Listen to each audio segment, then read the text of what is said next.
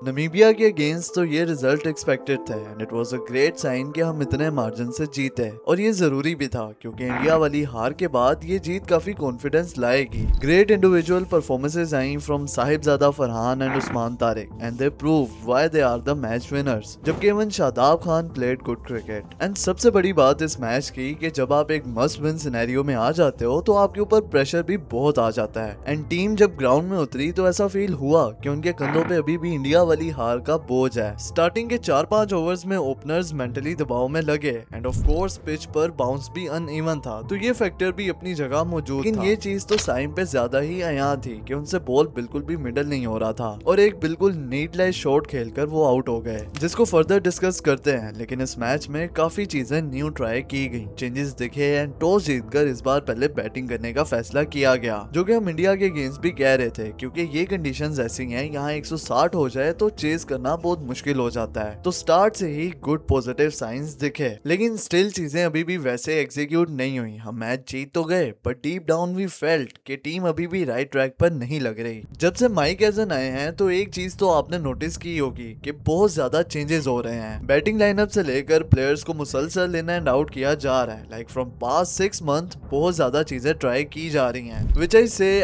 Kind of a good thing, but तब तक जब तक बायलैटरल सीरीज चल रही हैं। लेकिन जब एक टूर्नामेंट आ जाए तो वहाँ बेस्ट प्लेइंग 11 तैयार हो जानी चाहिए, but still at this stage of the tournament हम डिसाइड ही कर रहे हैं कि कौन खेलेगा कौन नहीं, विच इज वेरी कंसर्निंग। इस मैच में भी 2 चेंजेस हुए जो कि कामयाब रहे, लेकिन हमारा मसला ये है कि हम प्लेयर्स को अकॉर्डिंग टू देयर स्लॉट्स खिला नहीं पा रहे हैं। जब स्क्वाड में सभी एक तर्ज के बैट्समैन होंगे तो इम्बैलेंस तो दिखेगा। टॉप ऑर्डर के बैट्समैन नीचे खेल रहे हैं, बाबर चौथे पे है, सलमान अली आगा जो मिडिल ऑर्डर के बैट्समैन थे अब नंबर 3 पर हैं, तो ये चीजें हॉन्ट करती हैं। अभी पाकिस्तान के टॉप रन स्कोरर देखो, सिर्फ फरहान रन कर है, तो यही तो मसला है। जब प्लेयर्स ने उस स्लॉट पे कभी खेला ही नहीं है, how can we expect from them कि वो परफॉर्म कर जाएं। जिस मैच में फरहान फेल हुआ था तो इंडिया ने हमें क्रश कर दिया। पाकिस्तान को अपनी बैटिंग रोटेट करनी पड़ेगी। एक बैट्समैन सिर्फ इस वजह से पूरा टूर्नामेंट नहीं खेल सकता कि चलो किसी मैच में तो वो चलेगा, जैसे एशिया कप में हुआ था। लेकिन वहीं अगर हम दूसरे ओपनर की बात करें तो साहिबजादा फरहान की इस मैच की जो इनिंग्स थी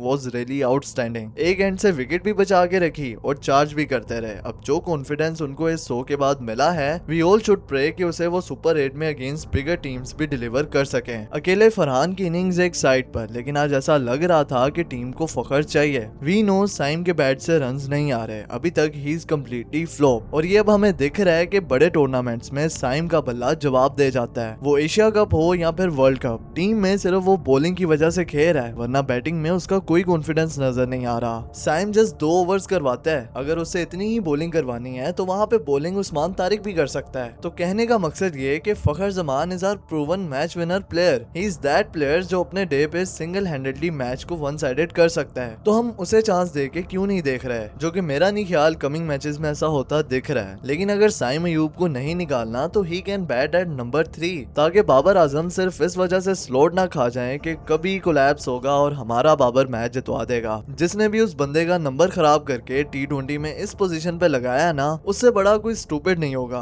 और मैं क्या कहूँ, आज जैसी बैटिंग हो रही थी हमें फखर चाहिए था। शादाब तो किस्मत के भरोसे है, तो हमें definitely proper batsman proper bowler चाहिए जो अपने अपने रोल सही से पूरे कर सकें। अब ऐसा होने वाला नहीं है कि हम जो चाह रहे हैं वो कोच साहब कर भी दें, क्योंकि हमारे कोच शादाब साइम पे बिलीव बहुत है और वो यही चाहते हैं कि कहीं ना कहीं ये परफॉर्म कर दें और इनकी जगह बनी रहे। आई अगेन से I am a huge fan of the fact कि टीम में ज्यादा ऑलराउंडर्स हों, लेकिन इतने भी नहीं कि हमें पता ही ना चले किसका रोल टीम में क्या है और बैटिंग लाइनअप ही शफल होती रहे। देखो जो सीधी सी बात है, अगर टीम में नंबर 9 तक बैटिंग खेल रही है तो ये इंतहाई डिफेंसिव अप्रोच है। उर्दू में बोलूं तो डर पोको वाली मेंटेलिटी है। ये वो स्लॉट है जहाँ पे एक एडिशनल बॉलर खिलाया जा सकता है, and now it's up to the team whether pacer खिलाना है या स्पिनर। एंड आज एक plus point pacer Salman Mirza ने भी दिया है, ये होता है एक इनफॉर्म बॉलर खिलाने का फायदा। He is a T20 specialist, उसके पास हर वैरायटी मौजूद है और सोने पे सुहागा ये he is performing almost in every match और अर्ली ऑन ही एक इम्पैक्ट डाल के जाता है। अगर ऊपर से स्टार्ट ही पॉजिटिव मिलेगा तो ऑटोमेटिकली गेम की टोन सेट हो जाती है। एंड ऑल्सो आज ख्वाजा नाफे को टीम में देख के बहुत खुशी हुई, फाइनली उसे चांस मिला।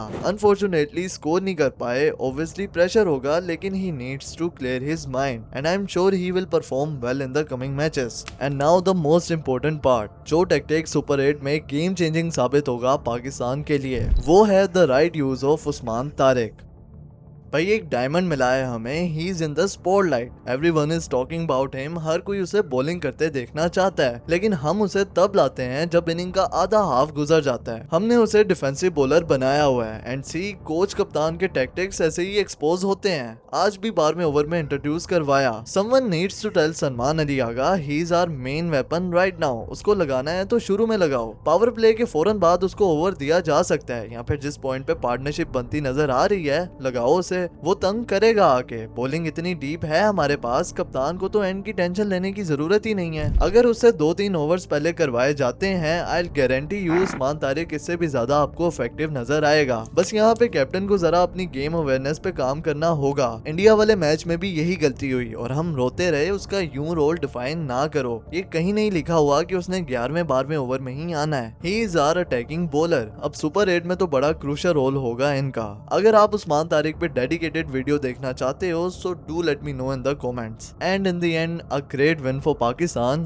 काफी इवेंटफुल ग्रुप स्टेजेस साबित हुए टीम के लिए, बट असाइड दैट एक ऐसी ही डोमिनेटिंग विन चाहिए थी सुपर 8 में जाने से पहले। But of course real test तो अभी स्टार्ट होगा टीम का। England, New Zealand, Sri Lanka tough time देंगी, बट वी होप ये जीत इतना कॉन्फिडेंस लाई हो टीम में कि अब प्लेयर सीधा फाइनल में जाके ही रुकें।